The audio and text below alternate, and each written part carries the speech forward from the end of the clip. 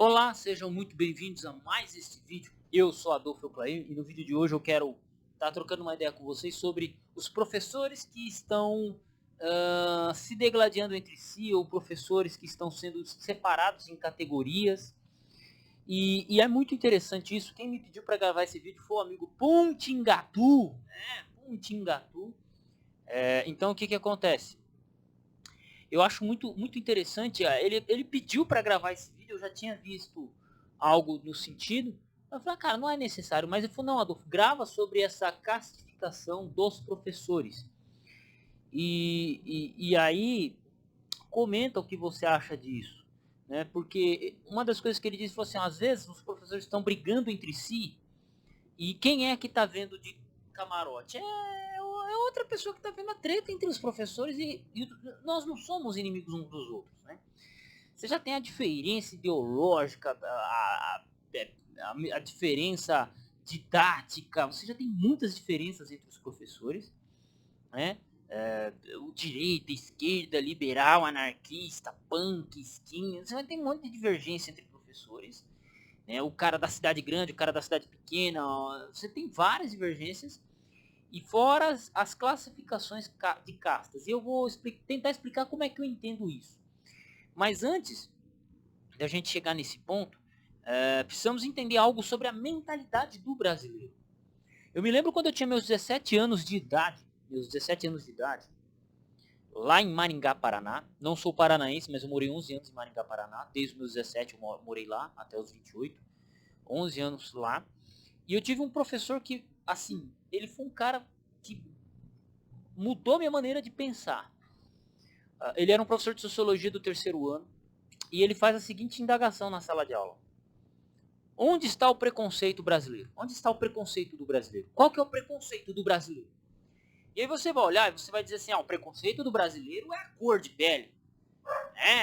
O branco, o negro e pá. Ele olhou e falou, tá bom.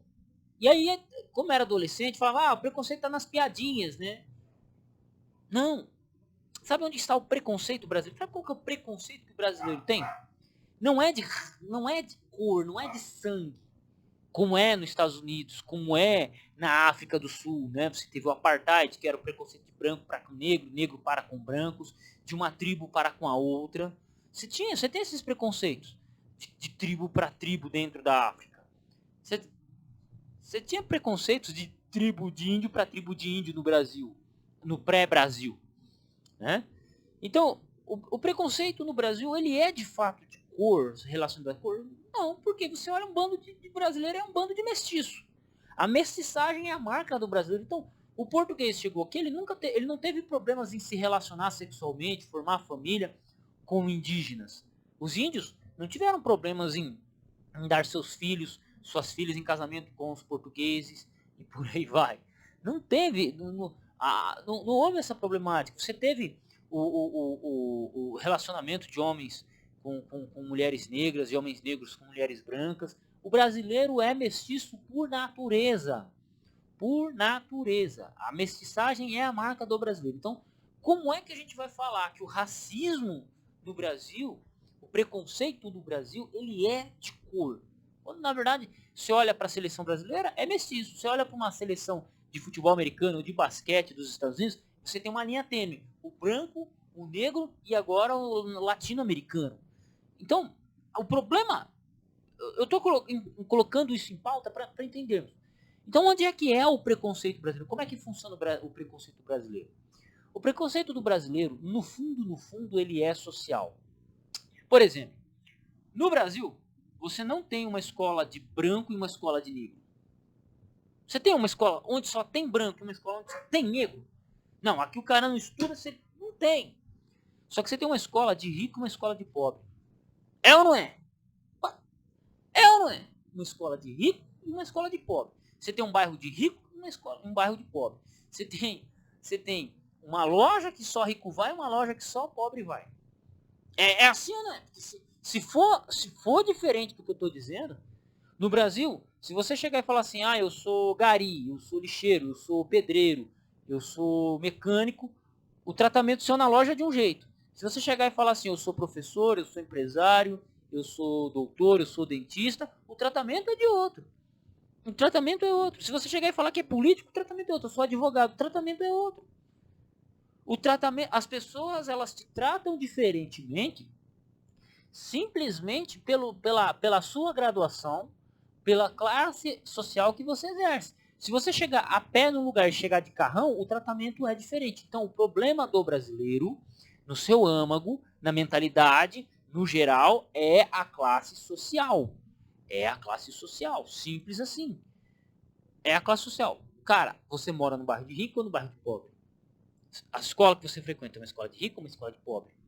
Você tem isso. Você não tem uma escola de branco e uma escola de negro. Você não tem um bairro de branco e um bairro de negro. Você não tem um condomínio de branco e um condomínio de negro. Você tem um condomínio pra gente rica. Acabou. Se você não tem dinheiro, você não mora lá.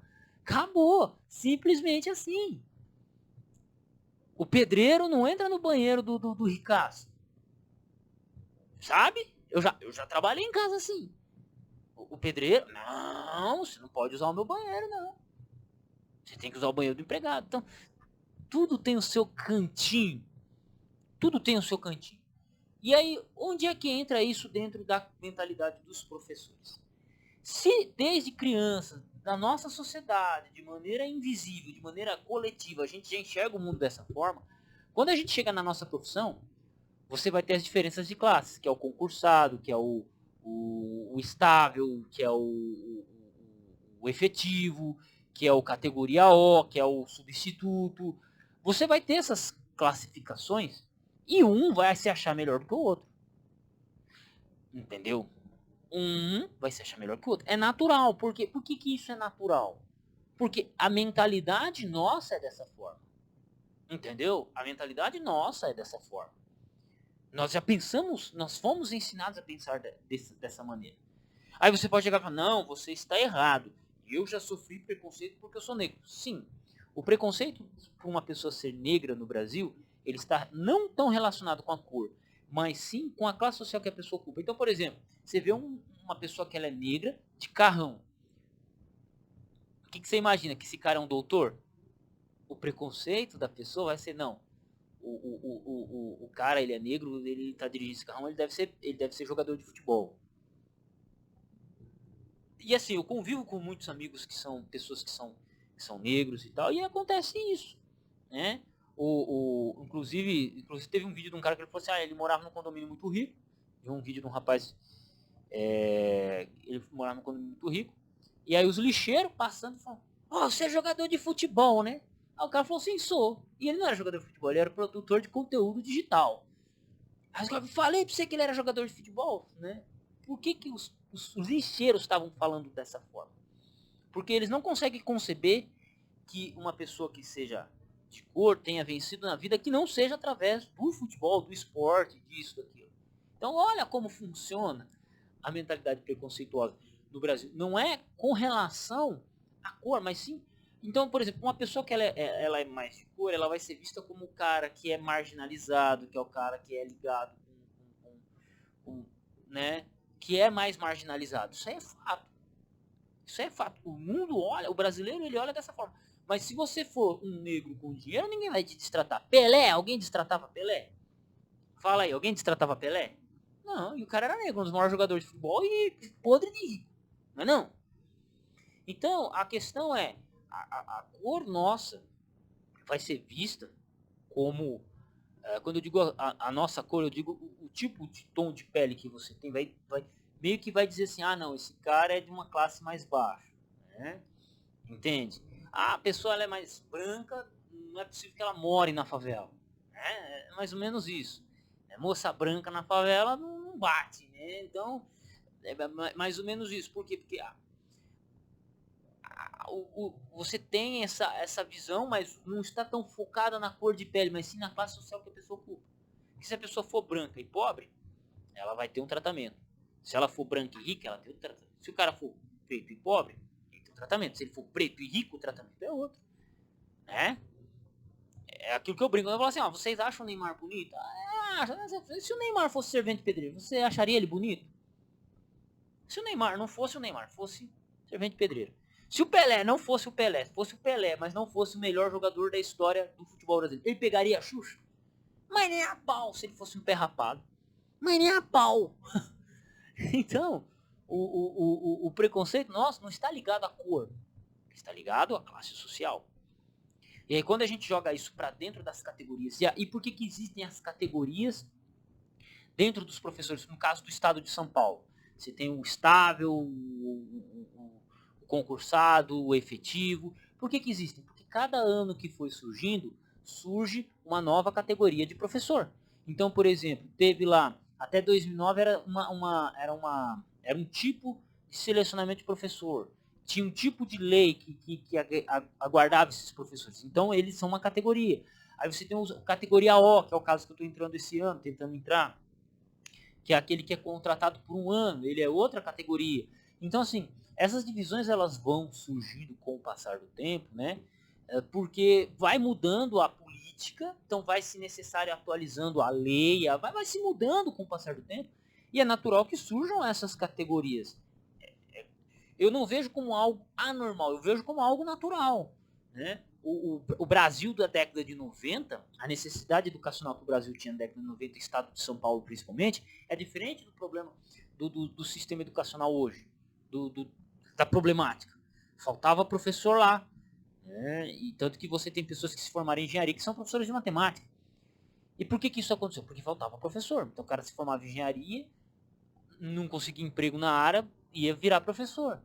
Né? E tem cara que tá nessa 24, 25 anos. Entendeu? Eu conheci um professor de matemática nessa situação, um professor de física. Né? Então, o que acontece? Você tem a categoria, a necessidade, e aí você precisa de uma atualização de governo. Uma atualização de governo, eu digo, a mudança de governo, ela acompanha as mudanças do dia a dia. Né? E aí com isso vai surgindo as categorias. Por exemplo, eu estava vendo, eu fiz a prova da VUNESP, passei e fui classificado. Eu estou entrando com categoria O esse ano. Mas, se você for prestar atenção, a gente já é outro tipo de categoria. Já é categoria C, que é a categoria certame ou concursado. Por quê? A gente passou na prova a gente foi classificado na prova da VUNESP. Então, a gente está tendo prioridade dentro para entrar como categoria O. Então, assim, dentro da categoria O você já está tendo uma variação. Tem os categoria O que não prestaram concurso nenhum, que não puderam fazer atribuição e manifestação de interesse de aula agora. Vão ter que esperar o banco, o cadastro emergencial, que é depois da gente. Então a gente já não é mais só o O. A gente agora é o categoria certame. É a categoria C. Então você já tem, de acordo com as necessidades das coisas que vão surgindo, surgiu um concurso, mudou uma lei, mudou outra. O cara agora é o professor de cadastro emergencial, então ele é o professor substituto, ele vai cobrir uma aula aqui, uma aula ali, uma aula lá. Ele é categoria V, se eu não me engano. Essas categorias todas elas vão existir. Na sala de aula isso não faz diferença. Na sala de aula não faz diferença pra gente. Por quê? Você vai entrar na sala de aula, vai ter que dar a sua aula e beleza. Tem agora os tipos de escola, a escola técnica, profissionalizante, escola, o novo ensino médio, você tem o ensino tradicional, você tem a escola PEI. Então você vai tendo esse monte de variação e na verdade não muda a relação que você tem, você, profissional, professor, com o aluno.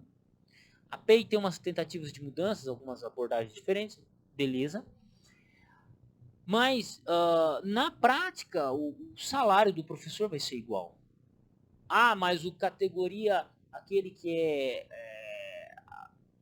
estável, ele tem um tipo de direito, ou aquele que é concursado desde os anos 2000, ele tem outro tipo de direito.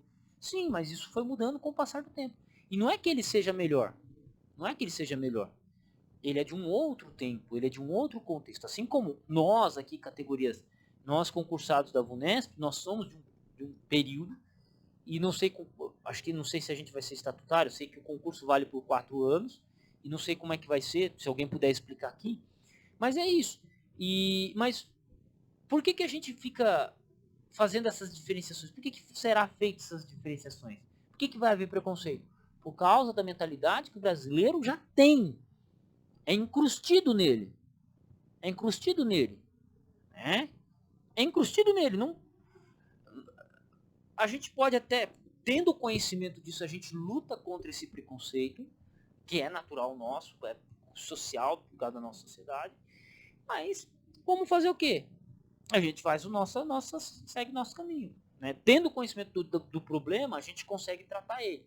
Primeiro passo para a cura é entender que está doente. É aceitar que está doente. E essa é a doença do brasileiro. O brasileiro, o preconceito, ele é social. Ponto. É social. É social. Na sua grande maioria, ele é social. E aí essas divisões de classe, elas não nem se dão, de professores, elas não se dão por causa que um é melhor que o outro, ou que um ganhe muito a mais do que o outro, ou que um tem mais direito do que o outro. Não, são todos professores. São todos professores. Só que por ter diferença, porque no meu contrato eu sou F, porque eu sou A, porque eu sou N, porque eu sou V, porque eu sou C, porque eu sou O, essas diferenças, né? Vamos fazer o quê? Vamos fazer o quê? Entende? É desse jeito. Vamos fazer o quê? As diferenças surgem, mas o salário não muda muito. Né? Não muda muito. Mas, porque um se acha melhor do que... Não, eu sou estável, que eu tô nessa escola há 15 anos. É natural, cara. É natural. No trabalho é assim. Em qualquer lugar que você for trabalhar, nas pessoas que moram no bairro, é desse jeito. Né? E vamos fazer o quê? Saber que estamos doentes para buscar a cura. Enquanto isso, os que fazem a divisão, não que fazem por mal, é por causa da questão de lei, eles só observam a treta e falam, deixa o pau comer, enquanto eles ficarem tretando entre eles ali, a gente continua pegando o dinheiro da população. Simples assim. Né? Enquanto os professores declararem, é isso aí. Entendeu? É uma coisa que pode ter certeza que a direita e a esquerda é unida no Brasil. Sabe o que é? Os políticos aclamados de esquerda e os políticos aclamados de direita eles são unidos. E eles são unidos para aumentar o seu imposto, eles são unidos para pegar o seu dinheiro, eles são unidos. É isso. É isso. Tem um velho ditado que é usado, né? Gengis Khan utilizava esse ditado, essa prática. Dividir para conquistar, né? Você divide para conquistar. Você torna eles inimigos para conquistá-los. É uma estratégia usada ainda hoje. E é isso. Um abraço e fui.